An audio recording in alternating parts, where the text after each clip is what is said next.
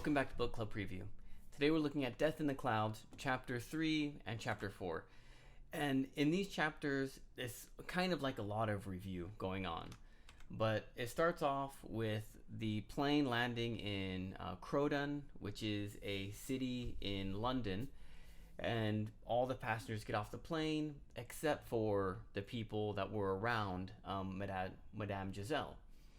These people go into a special room, and then an Inspector Japp, starts to interview them to kind of get some information about what happened and what they remember and what they saw. Police or Inspector Japp knows of Hercule Poirot, which I haven't seen him before, but maybe he's appeared in some of the other books. And Hercule tries to help him in the investigation. So they start calling people in to get some information. Okay, first they call the stewards. When did you last see her alive? When did you know she was dead? Did you notice anything strange? Okay, all this kind of stuff. The steward served her some coffee. She was drinking the coffee, and then he went away, and sometime between like that hour of when she drank the coffee and the doctor found her, or they tried to wake her up, she was dead. Something happened in between there. They start to interview other people, and a lot of the information doesn't seem too important, but Hercule asks two questions. One, he wants to know about a wasp. Like, did you see a wasp? No, actually, I didn't. No, I didn't.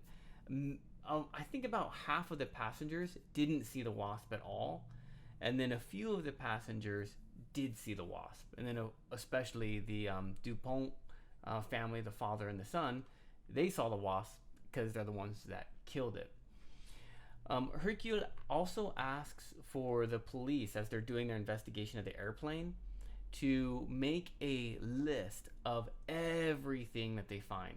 So everything in the luggage, everything on the people's bodies, to actually make a list of all the inventory. Inspector Japp doesn't understand why, but Hercule says, I'm missing something, and there's got to be something there. And the inspector thinks it's the blowgun, which they find, and they find the blowgun next to Hercule Poirot's chair, which is very, very odd and very interesting.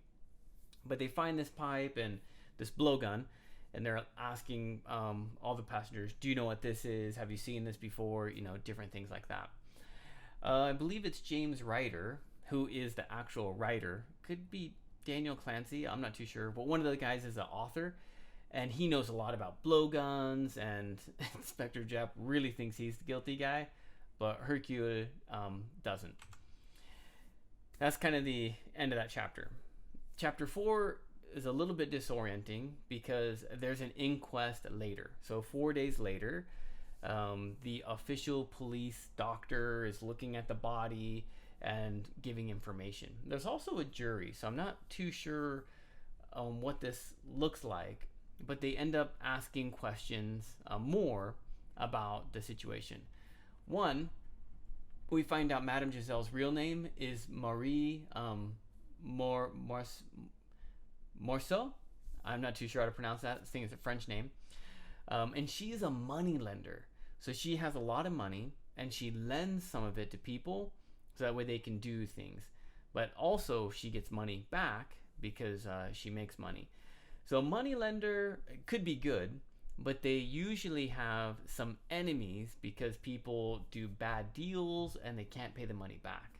So there is something suspicious there. There's Alexandre Triabolt. I'm not sure how to say that. It's probably French again. He's a lawyer, and he comes in to identify the body and to give some information about, I'm going to call her Madame Giselle. And he talks about how she's a moneylender and all this stuff.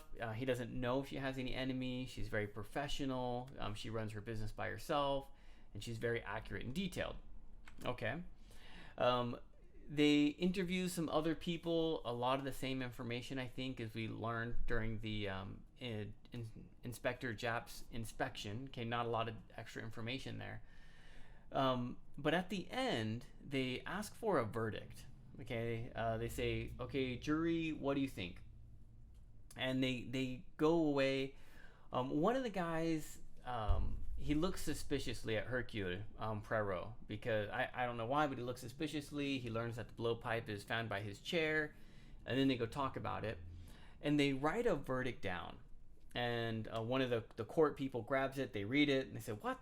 This is unacceptable." He gives it back and he says, "Go back in there and write me a new verdict." Then they come back and there's a new piece of paper saying, "We believe that Madame Giselle, or Marie Marceau, was killed by poison by someone we don't know. There's not enough evidence." And that is how the chapter ends. That leaves us with some vocabulary. Usurped means to take over. The stewards and the doctor were happy to be usurped. They were happy to have the power taken over to let Inspector Japp take control. Exception is something special. Here's 10 people, but one of them you're going to change the rules for. That's an exception. Erect is straight. Okay, so maybe the officer is straight and tall. Evidently is shyly, so one of the people is acting kind of shyly. Inquest is a question where in this case they're going to look at the body and test the blood and maybe open it up to see if there's anything else. So they're going to search and find the answer to these questions. Chagrin is embarrassment. One of the passengers was embarrassed because of something. Post-mortem means after death. Mortem is a word for death in Latin, and post means after.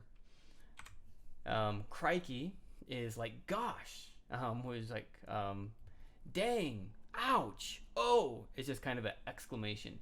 If you watched Harry Potter, you hear Ron Weasley say crikey often. Indefatigable. Indefatigable. That is a tricky one. Fatigable.